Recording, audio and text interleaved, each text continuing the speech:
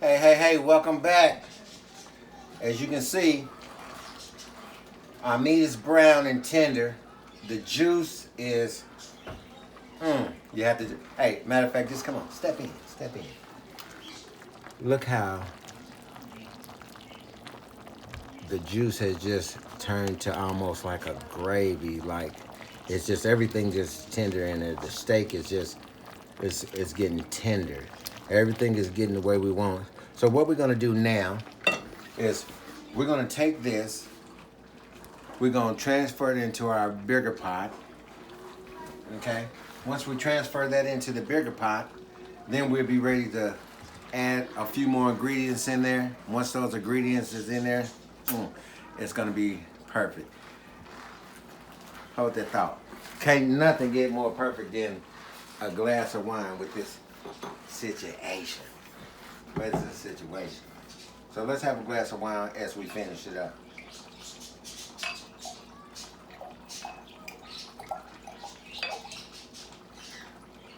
There we go.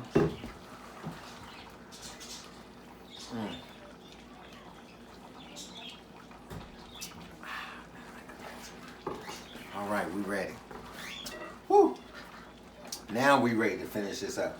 So we're gonna transfer this, all of this into the bigger pot. Let me get my holders together. And as you notice, in case you're wondering why I have the pull-out tray in here, is because I don't want all my carrots and stuff sticking to the bottom of the pot once I put it into the oven. And I want to be able to just, everything kind of sit up there and the juices be up under there. So that's what we're going to do. So we're going to turn this off. Safety first, no accidents. And the reason we're pouring this in there because we're going to have to put more ingredients in.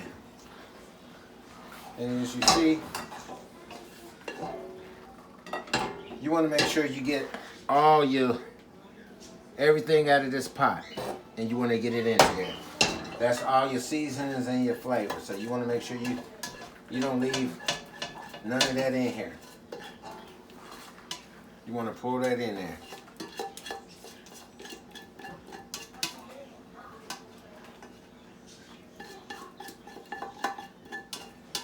Waste not, want not.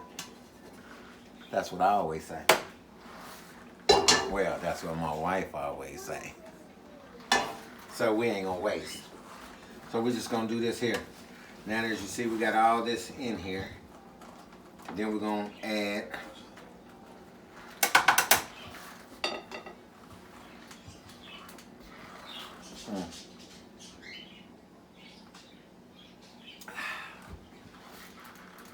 we're gonna add our beef stock in here now.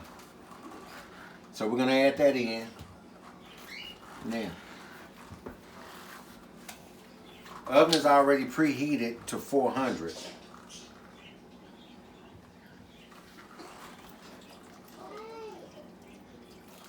let's get that beef stock in there.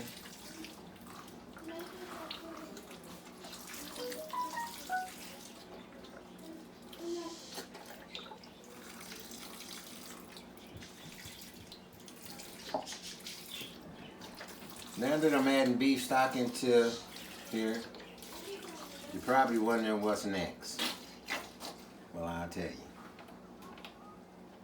Put that top back on there. We're just gonna slide right on over here.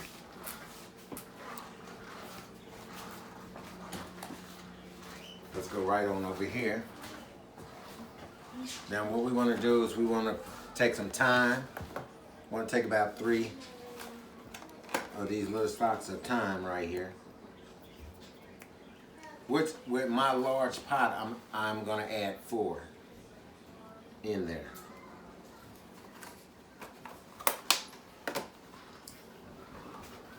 And then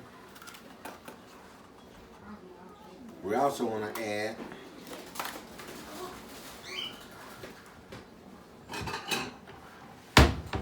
we're gonna add this right here.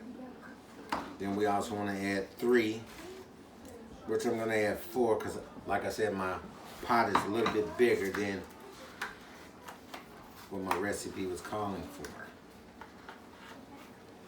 Then we're gonna also take some of this parsley. With the parsley, we're gonna have to, I'm gonna take some of this and we're gonna chop this up.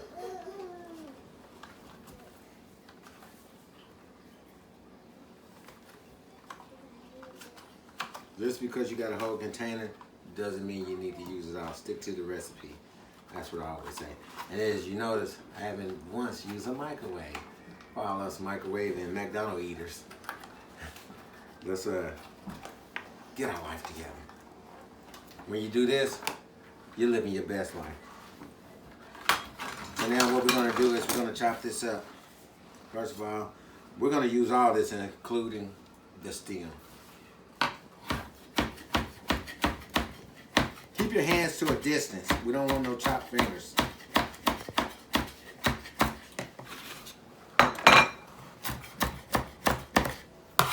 As you see, I got all this chopped. Got it back in order. Here we go. Let's do it again. Take it back to you.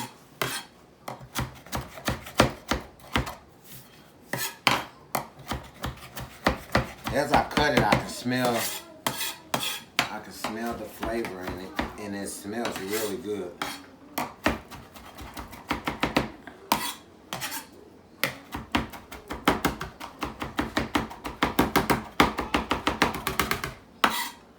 And as you see my chopping, make sure you put your hand on the top of your knife so you can control your knife movement. For anyone who hasn't used a knife before, this is going to save you some fingers.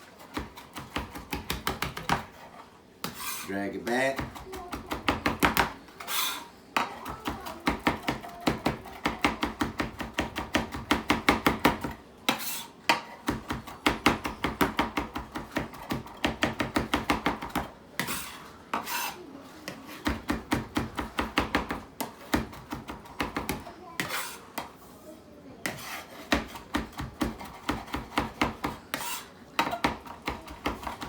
I am chopping as fine as I need it.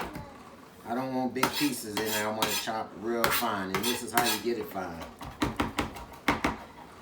Just like me.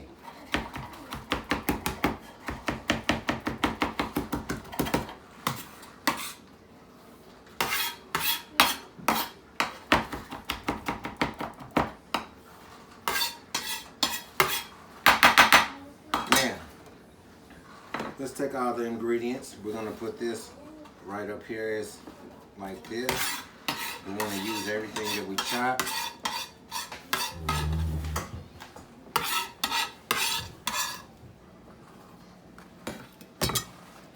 And now that's ready to go in. Hey, let's go. So we're gonna take all these ingredients. Now that you see that I've put it in a bigger pot, kind of spread it over. We're going to take the ingredients, put it in here, in no particular order, but you want to get it you want to make sure you get it, spread it out in there. So I'm putting this in first because I chopped this up and I like to stir this up in there. So now that I got that, I'm going to just stir that up in there a little bit, like so. Get it in those juices. Don't particularly want it on the top. Then I'm going to take each one of my thyme and put in there. Just going to kind of move it just a little. Not stir, just move it where it's getting in there. We want that to boil in there. And we're going to put the bay leaf in there. The bay leaf is not really for consumption, it is for flavor. So you don't want to really eat that. You just want to make sure you extract all the flavor out of it. So we're going to put that right on down in there like that as well.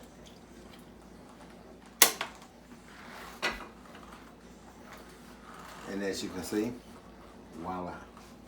A couple more ingredients, we'll be done. Next thing I'm going to add to this, I'm going to add just another teaspoon of flour. And also, I'm going to add 2 cans of cream of mushroom soup. Oh my God. Let's get ready.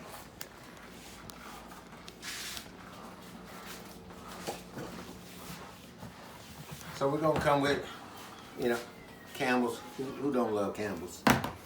So we're going to get ready for Campbell's. I believe is, I mean, the name is great, but their soup is greater. I've opened other cans of cream of mushroom soup, and you can just about tell from the color of the soups that the richness of it. This Campbell's cream of mushroom soup is pretty rich. I love it. So let's go put that in. Nice cold day.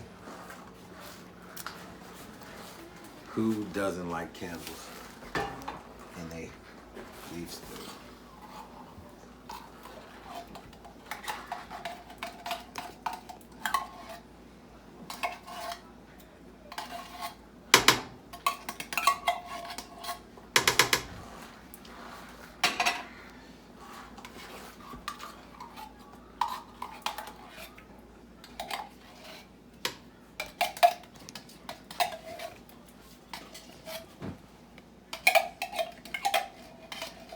And this is why we love our mothers.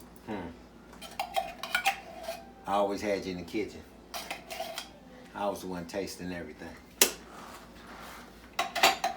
So now that we got that in there, we got the Campbell soup in there, cream of mushroom soup, which is a great addition to your beef stew. You'll see it once it gets done. It is, you just want to kind of get it in there just to get it going. You see how the soup itself is getting the broth a little bit lighter. So this is all ready.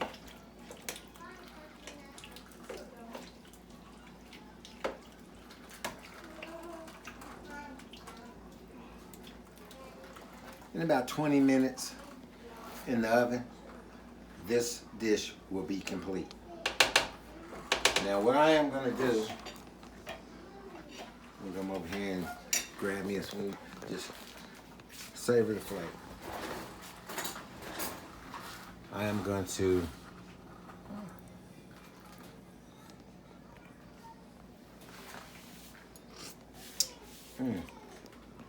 oh my goodness. Yeah, that's right. That is really good. So the flavor is exactly where I want it to be. Now, I'm going to need to put a little bit more broth in because now it is time to cut and put potatoes in there. Who doesn't love potatoes? I don't know. I know I do. So we're going to go over here and grab some potatoes, cut them, put them in here. While we're cutting the potatoes, this will be simmering in the oven approximately about 10 minutes before we put the potatoes in. We'll put the potatoes in after we get them cut up into half pieces, wedges, and let's go. I've already washed my potatoes. They're sitting here. Let me rinse my cutting board off, and let's get the potatoes out.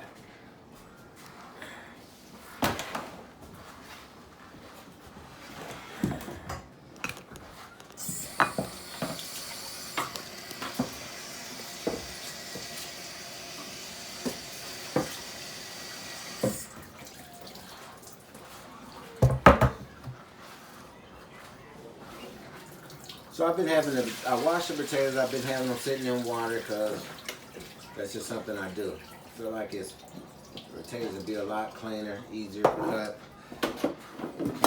easier to get ready to go. Into the pot.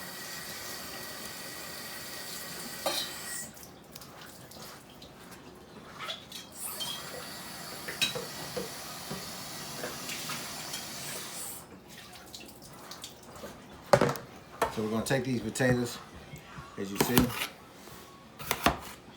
Cut them into fours. Makes good wedges. This process probably take you less than 5 minutes to do. And have you ready. When you cut them in fours like that, you're gonna allow your potatoes to get done a lot faster, rather than sticking in the whole potato, which wouldn't be a bad idea to have whole potatoes in there like this, but they're gonna cook faster like this. So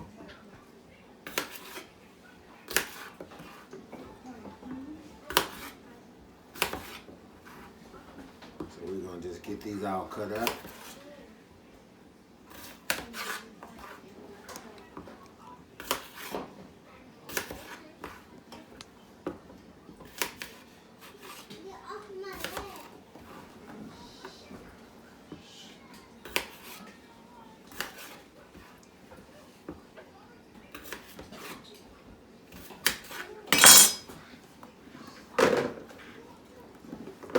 Space off so we can get some more done.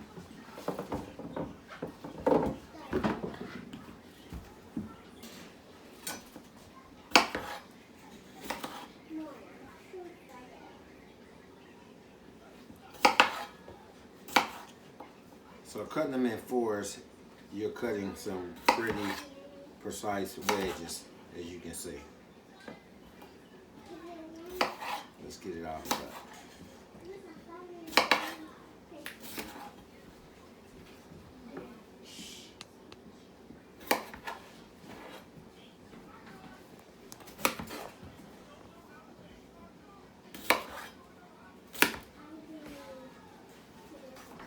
So,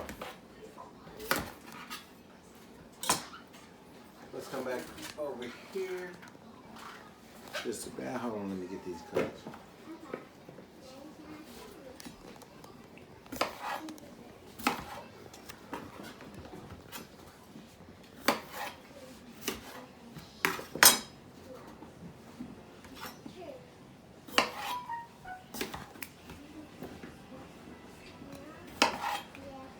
So take a look at these wedges right here. How we got these all cut.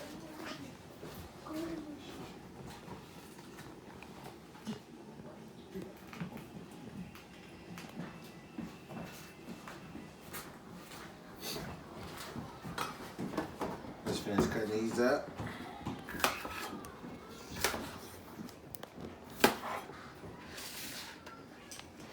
And another thing, if you don't want just exactly potato wedges, also cut some of them in half.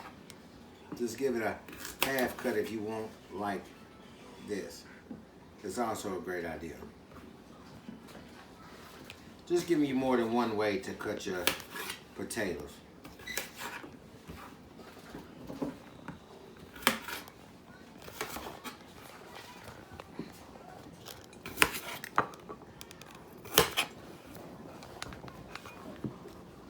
Half potatoes in there.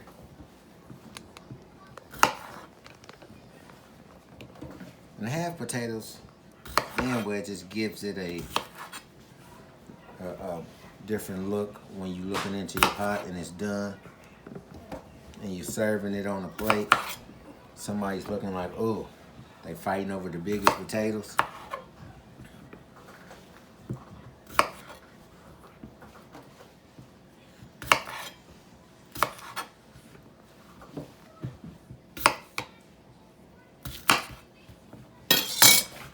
Get those in there.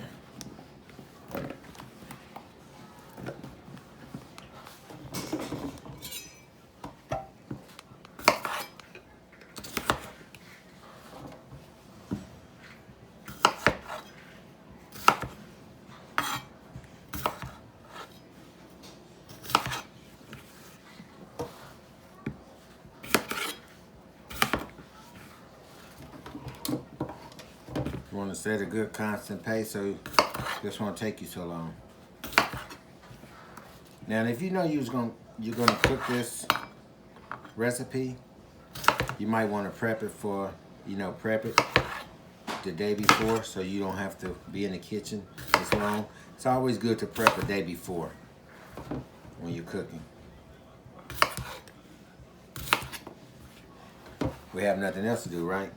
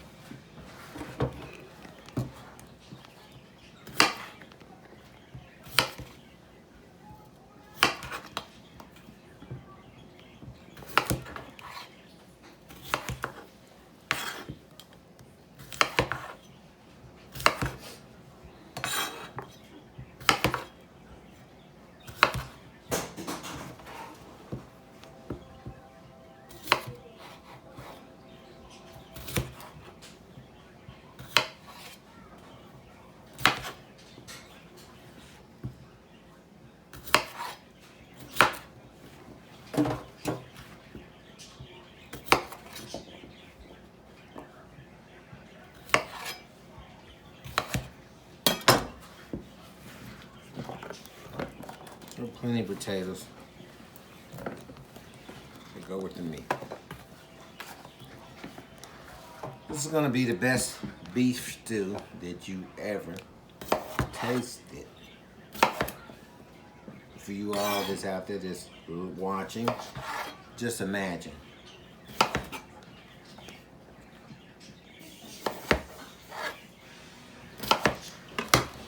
And then we got all these cut. We're going to call for one more rinse of the potatoes. We're going to rinse them one more time before we put it into the stew. We're going to take some cold water. We're going to rinse some of the starch off of there. And of course from touching.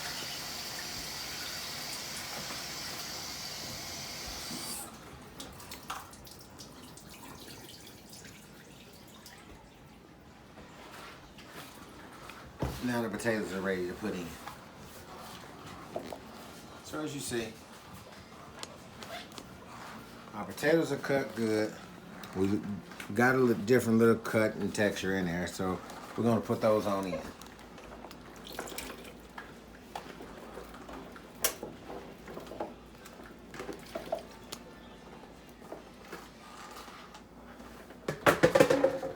Stir that in there, get those potatoes down in there.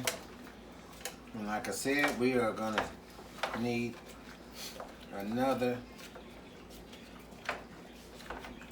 some more beef stock in there. And with these potatoes,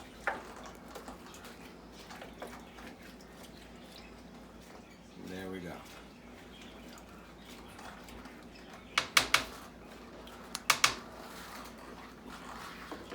So you take you another beef stock.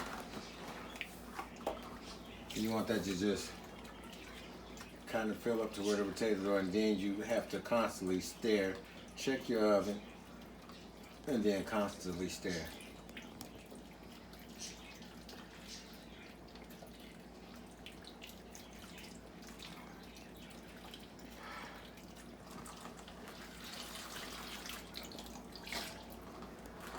And there you have it. My mother's homemade beef stew. Come back, check the ending results, and I'll see you then. We're back with the ending results of my mother's beef stew. Let's check it out, see how it came out.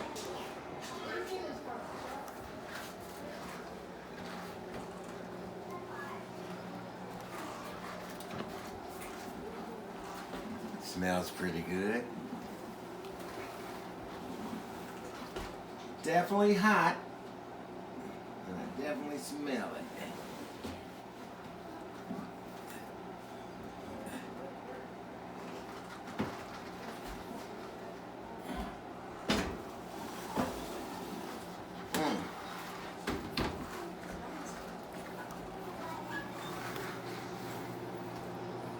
Let's see. Wow.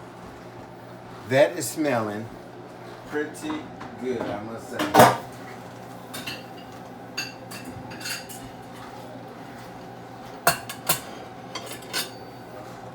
Let's give it a stir.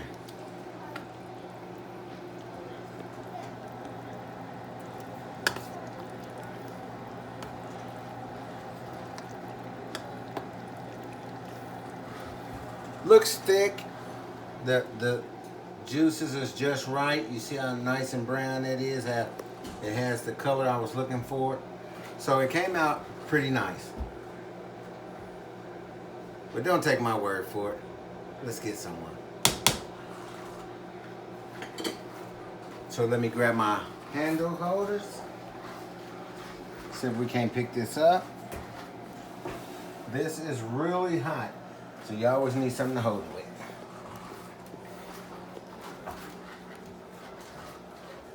We'll set that up here. Really, really hot. Now let's get a spoon. Where is my spoon?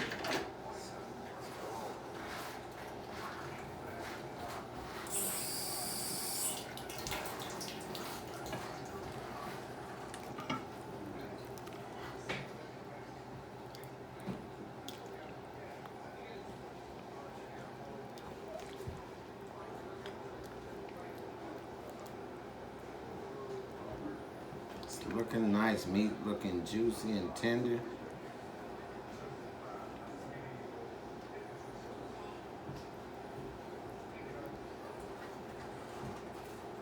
Let's sit that right there. I always have another plate to sit your utensils on. Alright, as you know, I didn't do this all by myself. I did have a little help from one of my sons over here. How it look so far? It looks great. Let's try it out. Tell me what it tastes like.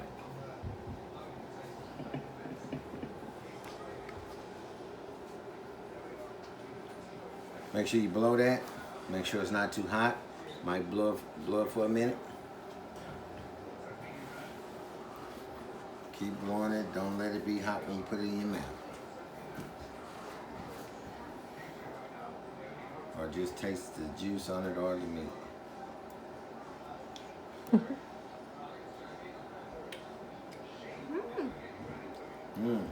Y'all heard it here first. Yeah. I never tasted flavor before, but it tastes good. All right, good job. So there you have it. My mother's beef stew, all done. Didn't taste it. You got the final word. So, as you know, if you got anything that you want to cook, that you know you can't cook and you would like me to cook, please drop it in the DM and I will have it done.